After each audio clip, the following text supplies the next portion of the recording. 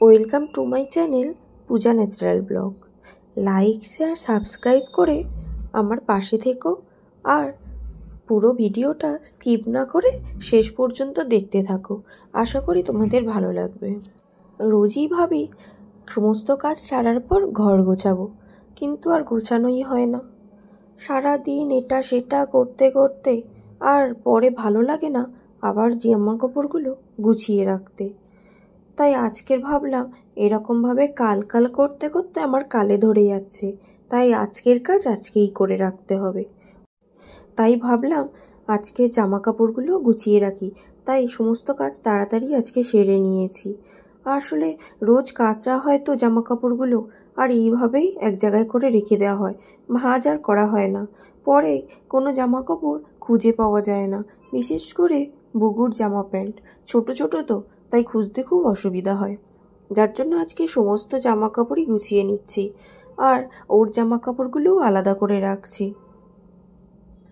একসাথে পুরো ঘর রোজ গুছিয়ে ওঠা সম্ভব হয় না, বা পরিষ্কার করাও সম্ভব হয় না, তাই পার্টে পার্টে আমি করি।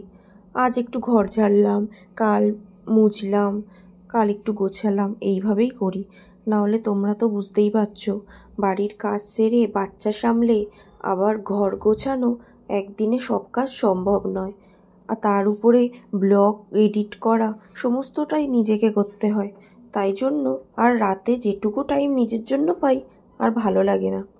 তাই আজ একটু গুছিয়ে নিই, না হলে জামা কাপড়গুলোও ভাঁজ হয়ে নষ্ট হয়ে যাচ্ছে।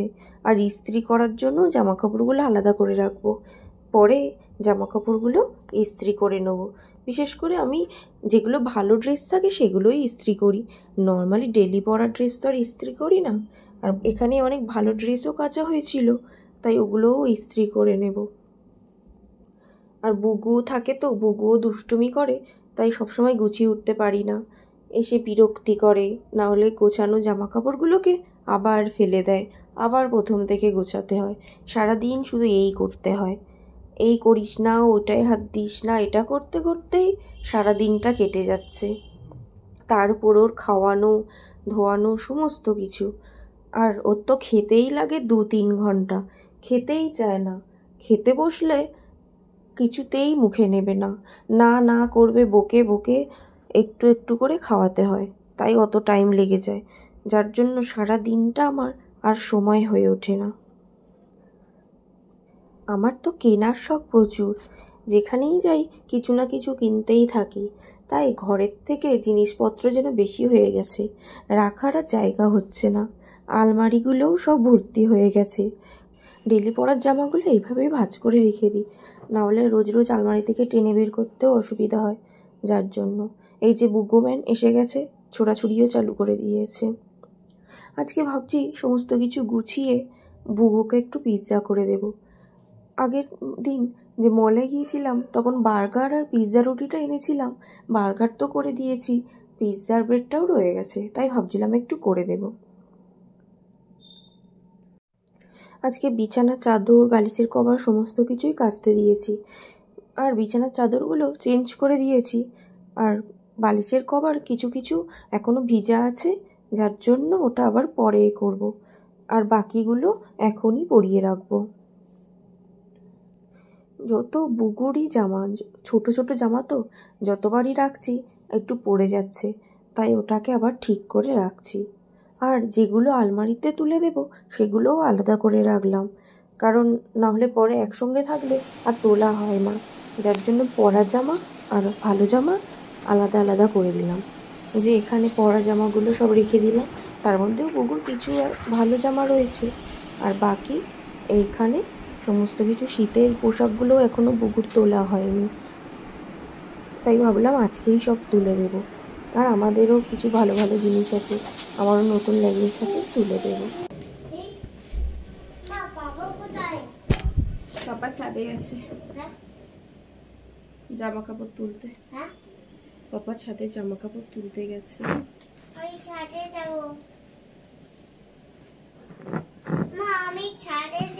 ছাদে প্রচন্ড রোদ। না, ছাদে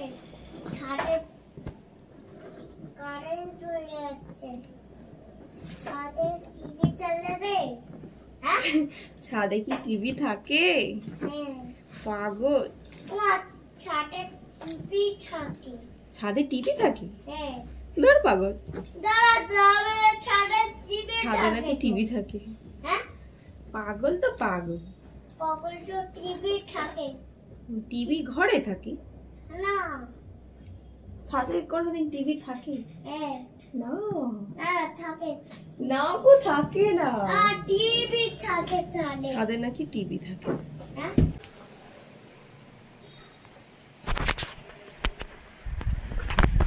বলে ছাদে টিভি থাকে, ছাদে টিভি থাকে। এখন চলে এসেছি পিৎজা করব। পিৎজা দুটো ব্রেড আছে আর দুটোই করে নেব। আমাদের জন্য একটা করব আর বুকুর জন্য আলাদা একটা করব। তাই পিৎজা করার জন্য পেঁয়াজ, টমেটো, ক্যাপসিকাম এগুলো কেটে নিয়েছি। আর পিৎজা সস যেগুলো ব্যবহার করার সেগুলো করব, চিজ। এখন সমস্ত উপকরণগুলো দিয়ে রুটিটা রেডি করে নিচ্ছি।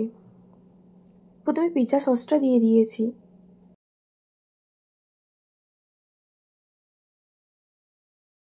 আর এই সসগুলো ঝাল হয়, তাই বুকু খেতে পারবে না, তাই জন্য ওর জন্য টমেটো দিয়ে করে দেব।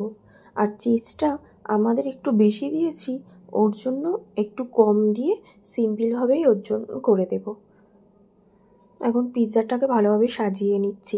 এই প্রথম আমি পিৎজা তৈরি করছি, জানি না কেমন হবে, তবে তৈরি করার পর খেতে কিন্তু খুব সুন্দর হয়েছিল। আর আমার তো মাইক্রোওভেন নেই, তাই জন্য গ্যাসের মধ্যেই করে নেব। কড়ার মধ্যে দেখা যাক কেমন হয়। আর আমার কাছে অরিগ্যানো নেই, তাই জন্য একটু গোলমরিচের গুঁড়ো দিয়ে নিলাম। আর আমি চিলি ফ্লেক্সটা ঘরেই তৈরি করে নিয়েছিলাম। খালি কড়াতে লঙ্কা ভেজে, মানে শুকনো লঙ্কা ভেজে গুঁড়ো করে নিয়েছিলাম, দিয়ে সেটাই ব্যবহার করেছি। তারপর একটা স্ট্যান্ড নিয়ে কড়ার মধ্যে দিয়ে ওটাকে ঢাকা দিয়ে বসিয়ে দিয়েছিলাম। ওই 20-25 মিনিট মতো রেখেছিলাম। প্রথমে মিডিয়াম ফ্লেমে রেখেছিলাম, তারপর স্লো করে দিয়েছিলাম, তারপর আবার বন্ধ করে 10 মিনিট খানিক রেখেছিলাম। আমাদের পিৎজাও রেডি হয়ে গেছে। দেখতেও যেমন সুন্দর লাগছিল, খেতেও খুব সুন্দর হয়েছিল। তারপর বুগুরটাও এবার করে নিয়েছি। প্রথমে আমাদেরটাই করে নিয়েছিলাম, তারপর বুগুরটা করছিলাম, কারণ বুগুর আমাদেরটা খায় কি না সেটা একবার দেখলাম আমাদেরটা খাচ্ছিল না। তারপর ওর জন্য টমেটো সস দিয়ে তৈরি করে নিয়েছিলাম। আর ওর কিছুই দিইনি, পুরো সিম্পলভাবেই করেছি। টমেটো সসটাকে প্রথমে রুটির উপরে মাখিয়ে নিয়েছিলাম, তারপর ওর উপর একটা চিজ দিয়ে দিয়েছিলাম, আর পেঁয়াজ কেটে রাখা, মানে স্লাইস করে সেগুলো দিয়ে দিয়েছিলাম।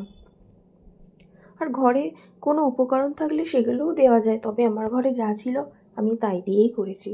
এই যে ওটা পুরো সিম্পল হয়েছে। তারপর ও পিৎজাটা দেখে তো খুব মজা পাচ্ছিল। ও আবার এই ধরনের খাবারগুলো খেতে ভালোবাসে, তাই যতটা আমি চেষ্টা করি ওকে ঘরের খাবার করে খাওয়ানো, বাইরের খাবার ওকে খাওয়াই না। আর আমার পিৎজা রেসিপি তোমাদের কেমন লাগলো আমাকে সেটা কমেন্ট করে জানিও। আর নিত্য নতুন ব্লগ দেখার জন্য আমার চ্যানেলটাকে সাবস্ক্রাইব করে আমার পাশে থেকো, আর লাইক শেয়ারও করে দিও। আর কী ধরনের ব্লগ তোমরা আমার কাছে দেখতে চাও সেটাও কমেন্ট করে জানিও, তাহলে আমি তোমাদের সামনে সেই ধরনের নিত্য নতুন ব্লগ তুলে ধরার চেষ্টা করব। আজ এই পর্যন্তই, আবার কাল দেখা হবে। বাই।